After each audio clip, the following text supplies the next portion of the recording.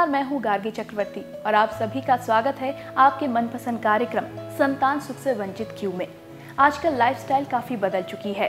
देर से शादी, तनाव और स्मोकिंग, इन्हीं सब वजहों से इनफर्टिलिटी आम हो चुकी है। वहीं टीबी की बीमारी महिलाओं में दिन ब दिन बढ़ती जा रही है। पेट और गर्भाशय के टीबी होने के कारण एक बार बच्चा होने के बाद दूसरी बार नहीं हो पाता।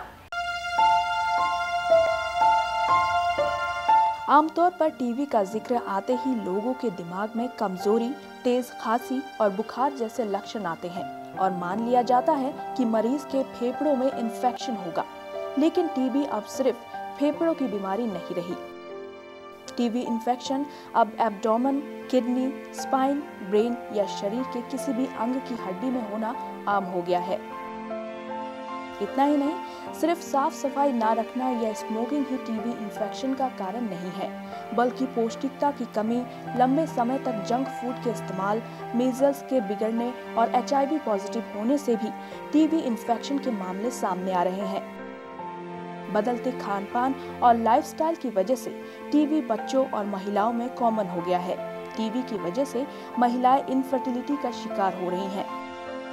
टीबी माइक्रोबैक्टीरियम ट्यूबरकुलोसिस नामक बैक्टीरिया से फैलती है। बच्चों के इन्फेक्टेड होने के चांसेस एडल्ट इन्फेक्टेड लोगों के संपर्क में आने पर डिपेंड करता है। मसलन मां को टीबी का इन्फेक्शन होने की हालत में नवजात बच्चों को इसका खतरा 90% तक बढ़ जाता है। 5 साल से कम उम्र के बच्चों में टीबी इन्फेक्शन से बचाव के लिए इम्यून सिस्टम डेवलप नहीं हो पाता है। ऐसे में वो आसानी से बीमारी की चपेट में आ जाते हैं। लिहाजा बच्चों को टीबी इन्फेक्टेड लोगों से दूर रखना चाहिए। WHO की माने तो दुनिया के कुल टीबी रोगियों में से 30% केवल भारत में ही है। हालांकि टीबी का इलाज अब मुश्किल नहीं रहा, बस जरूरत है थोड़ी सावधानी बरतने की। ऐसे में लंबे समय तक शरीर के किसी अंग में दर्द, कमजोरी, बुखार, खांसी जैसे लक्षण दिखे तो तुरंत टीबी की जांच कराएं और किसी अच्छे डॉक्टर से संपर्क करें। इन्हीं सब समस्याओं पर चर्चा के लिए हमारे साथ मौजूद हैं डॉक्टर शोभा गुप्ता जी। शोभा जी, आपका बहुत बहुत स्वागत है। हेलो, नमस्कार। शोभा जी, सबसे पहले ये जानना चाहेंगे कि ये महिलाओं में इनफर्टिलिटी टीबी की संख्या पहले निम्न वर्ग में देखी जाती थी, अब उच्च और मध्यम वर्ग में भी ये काफ़ी देखी जा रही है, ऐसा क्यों? टीबी की समस्या शुरू से ही कॉमन है और पहले क्या होता था कि लोग इसकी जांच नहीं कराते थे और गर्भाशय की टीबी के लिए निम्न वर्ग और उच्च वर्ग ऐसा कुछ नहीं है। गर्भाशय की टीबी किसी को भी हो सकती है और इंडिया में टीबी इतनी कॉमन है कि इसके जो कीटाणु हैं वो टीबी के कीटाणु हमारे वातावरण में ही विद्यमान हैं। तो सांस के ज़रिए पहले कीटाणु जाते हैं और वो ब्लड इन्फेक्शन करते हैं और उसके बाद वो शरीर के किसी भी हिस्से को अफेक्ट कर सकते हैं टीबी के कीटाणु। तो ये समस्या काफ़ी कॉमन है और क्योंकि इनफर्टिलिटी की समस्या काफ़ी बढ़ रही है और फिर जब इन महिलाओं में जांच कराई गई कि टीबी की बीमारी तो नहीं है, तो आजकल देखा गया है लगभग 80% इनफर्टिलिटी के जो केस हैं उनमें टीबी पाई जाती है। तो टीबी की समस्या काफ़ी कॉमन हो गई है। आज पुरुष ही नहीं बल्कि बड़ी संख्या में महिलाएं भी धूम्रपान कर रही हैं, तो क्या महिलाओं में टीबी का एक मुख्य कारण धूम्रपान भी है? नहीं, धूम्रपान से जो होने वाली टीबी है वो फेफड़ों की टीबी होती है, जिससे कि जब पुरुष या महिला कोई भी धूम्रपान करते हैं तो फेफड़ों की टीबी या फेफड़ों में कोई इन्फेक्शन होने के चांसेस हो जाते हैं। तो धूम्रपान वैसे नहीं करना चाहिए, लेकिन जो गर्भाशय की टीबी है उसका धूम्रपान से हम कोई ऐसा लिंक नहीं बना सकते। क्या उन्हीं कारणों से मान सकते हैं कि इनफर्टिलिटी की संख्या दिन ब दिन बढ़ रही है? हाँ, इनफर्टिलिटी एज सच इनफर्टिलिटी अगर हम सोचें कि महिलाएं जैसे लेट एज मैरिजेस हो रही हैं या स्मोकिंग कर रही हैं, एज सच इनफर्टिलिटी इंक्रीज़ हो सकती है धूम्रपान से।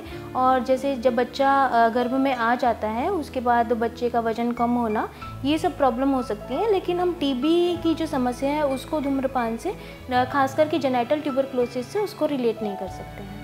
कि जेनाइटल टीबी जो है बांझपन का मतलब सबसे ज़्यादा जिम्मेदार माना जाता है क्या? कई सूत्र मतलब शोध से पता चला है कि ये सबसे ज़्यादा जिम्मेदार है।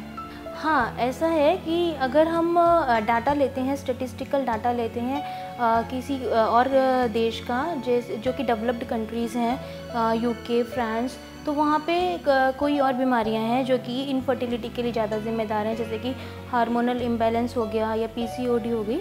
क्योंकि इंडिया के अंदर टीबी के कीटाणु बहुत ज़्यादा विद्यमान हैं, और इंडिया में अगर हम देखा जाए तो जब टेस्ट कराते हैं हम गर्भाशय के टीबी का, तो बहुत सारी महिलाओं में ये टेस्ट पॉजिटिव आता है। तो इंडिया में हम कह सकते हैं कि जेनेटल ट्यूबरकुलोसिस एक मेन कारण है इनफर्टिलिटी का। मैम, आपसे ये जानना चाहेंगे कि महिलाओं में इनफर्टिलिटी मतलब जेनाइटल जो टीबीज़ हैं वो कैसे फैल रही हैं दिन ब दिन इतनी ज़्यादा? मैंने जैसे आपको बताया कि इंडिया में जो ट्यूबरकुलोसिस एज सच है, ट्यूबरकुलोसिस के जो कीटाणु हैं वो बहुत ज़्यादा विद्यमान है। हमारे आस पड़ोस में किसी को फेफड़े की टीबी हो सकती है, घर में ऐसे कोई लोग हो सकते हैं कि जैसे बड़े बुज़ुर्ग हुए या कोई भी है जो कि टीबी का शिकार है, और आस पड़ोस में ऐसे पर्सन्स हो सकते हैं जो कि टीबी के शिकार हैं। कोई भी टीबी हो सकती है, फेफड़ों की टीबी इसके लिए सबसे ज़्यादा जो इन्फेक्शियस मानी गई है वो है, और कई बार ये डायग्नोज भी नहीं होती। जैसे लंबी खांसी है किसी को और डायग्नोज नहीं हो रही, और तो उनके जो संपर्क में जो लोग आते हैं उनके अंदर ये टीबी के कीटाणु चले जाते हैं। हम बसेस में ट्रैवल करते हैं, रेलवेज़ में ट्रैवल करते हैं, कहीं पे भी जाते हैं, तो ये जो कीटाणु है हमारे वातावरण में ही विद्यमान है। तो जब ये कीटाणु हमारे बॉडी के अंदर एंटर करते हैं तो ये हमारी पूरी ब्लड स्ट्रीम के अंदर आ जाते हैं। तो जब ये ब्लड स्ट्रीम के अंदर आ जाते हैं तो वो डिपेंड करता है कि हमारे कौन से भाग को इफ़ेक्ट करें। अगर ये हमारे फेफड़ों को इफ़ेक्ट करते हैं तो खांसी जैसी समस्या आती हैं और ये टीबी जल्द पकड़ी जाती है। लेकिन क्योंकि जेनेटल ट्यूबरकुलोसिस के ऐसे कोई सिम्टम्स नहीं आते, ये बचपन में हो सकती है, बीमारी शादी से पहले हो सकती है, लेकिन डायग्नोज नहीं होती क्योंकि इसके ऐसे कोई सिम्टम्स नहीं आते हैं। इनफर्टिलिटी इसका एक सिम्टम है जो कि शादी के बाद जब बच्चा नहीं होता तब पता लगता है, और जब इसकी जांच की जाती है तो ट्यूबरकुलोसिस पकड़ी जाती है। अदरवाइज़ इसके ऐसे जैसे कि वज़न कम होना, बुखार आना, ऐसे सिम्टम्स इसके जेनेटल ट्यूबरकुलोसिस में बहुत कम पाए जाते हैं। तो इसीलिए ये समस्या जल्दी पकड़ी नहीं जाती है। अगर बचपन में हो गई है इन्फेक्शन, हमारे जेनेटेलिया, महिलाओं के जेनेटेलिया को उसने इफेक्ट कर दिया, तो ऐसे कोई सिम्टम्स अगर नहीं आए हैं तो वो पकड़ी नहीं जाती है। इसलिए जेनेटल ट्यूबरकुलोसिस बहुत कॉमन है इंडिया में। ये कितने प्रकार के होते हैं? टीबी बहुत प्रकार की होती है, लेकिन जेनेटल ट्यूबरकुलोसिस के भी अलग अलग सिम्टम आते हैं।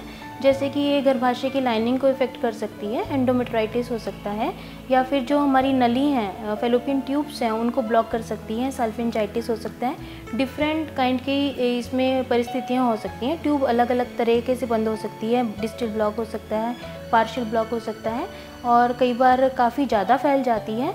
जिन महिलाओं में जैसे कि इम्यूनिटी कम है, खान पान उनका अच्छा नहीं है, और उनको जैसे टीबी की समस्या है तो ये आंतों में फैल सकती है, पेट में फैल सकती है। तो बहुत अलग अलग तरीके के सिम्टम्स आते हैं, और कई बार बिल्कुल ही एसिम्प्टोमेटिक भी होती है, बिल्कुल पता ही नहीं लगता कि इनको टीबी होगी। जैसे आपने बताया कि उच्च वर्ग में और इन सब में भी देखी गई है ये टीबी। तो जब वो इनफर्टिलिटी के कोई सिम्टम नहीं आता उनको, कभी ना कोई इन्फेक्शन, ना कोई डिस्चार्ज, कोई सिम्टम नहीं आता, लेकिन जब बच्चे नहीं होते और हम उनका टेस्ट कराते हैं और टीबी का टेस्ट भी कराते हैं तो उसके अंदर ही पॉजिटिव आई जाती हैं। तो इससे पता लगता है कि उनको टीबी की शिकायत है। तो यही सब लक्षण है जो पहले से बता देते हैं इंसान को कि ये सारी प्रॉब्लम्स उनके साथ शुरू होने वाली हैं। लक्षण क्या होते हैं उनके? मैंने यही तो आपको बताया कि इसके कुछ खास लक्षण ही नहीं होते।